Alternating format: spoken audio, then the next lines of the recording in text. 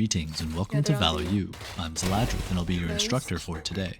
This week's homework is a strafe shooting warm-up. Just like how onlookers may overlook footwork when thinking of Nice. fundamentals in physical sports, most people also overlook movement when thinking about gunfight Nice. mechanics in Valorant. You're so good at the structure, dude. Oh my god. Practicing raw flick aim while you're stationary is a very different experience from a real game, where you'll need to aim while you stop moving to take the shot, and adjusting your aim to compensate. This routine assumes you've already gotten used to most of the levels of strafe shooting.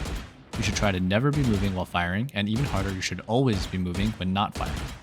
First, turn on bot shields with strafe disabled, spawn the practice spots, and buy a vandal.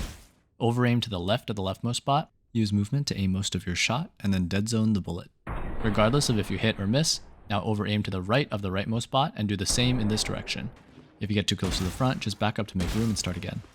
Now repeat the previous, but under-aim instead, and strafe into your shots. Remember to make sure to always have a movement key held and never be stationary. This exercise practices dead zone timing and also practices how moving into a shot affects your crosshair. Next, enable strafe on the bots, buy a single shot weapon that you're practicing, and start by practicing dead zoning as fast as you can without losing accuracy to recoil, alternating leftmost and rightmost targets on each kill. This trains a number of things. First is practicing stop timings, as dead zoning lets you practice firing as soon as you're able to fire. Second is internalizing the reset time of each gun for long-range duels, as every gun has a different single-shot reset time.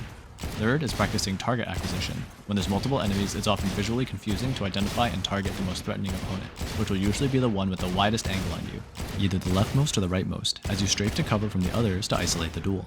Fourth is practicing rough macro flicks while full running to acquire the target, getting your crosshair vaguely close.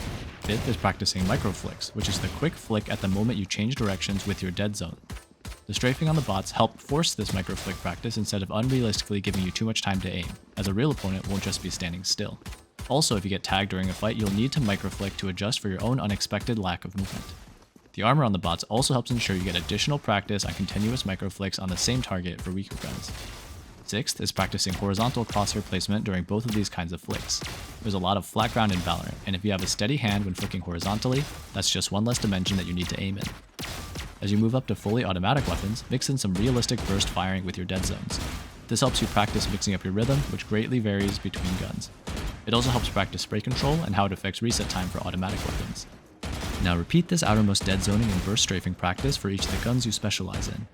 To quiz your practice, use medium or hard bots, and eliminate them using dead zoning and or strafe shooting. Remember that hard bots aren't good for actual practice, but you can think of trying hard bots like taking a quick quiz to check your progress, rather than actual study or training, so don't quiz yourself too much. Now for your homework. Your homework assignment is to incorporate the over-aim, under-aim, dead zoning, and burst strafe shooting exercises into your warm-up routine, specifically at least with your best pistol and your best rifle. This quick warm-up routine can be done for 1 to 5 minutes before your first DM or game.